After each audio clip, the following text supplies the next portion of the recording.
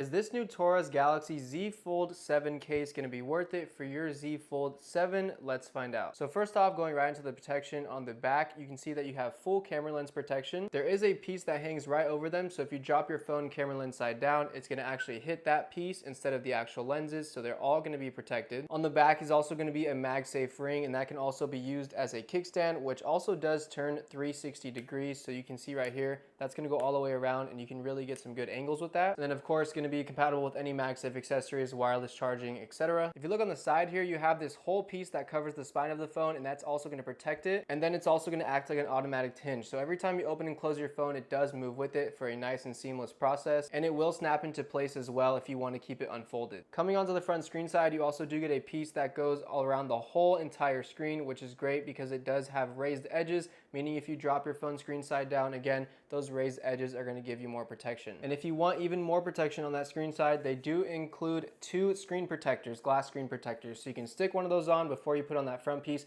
and you have even more protection for your screen. Overall, if you are looking for a new case for your Z Fold 7, definitely would recommend this one from Torras. It has all the protective features that you need, going to be super convenient and great for daily use.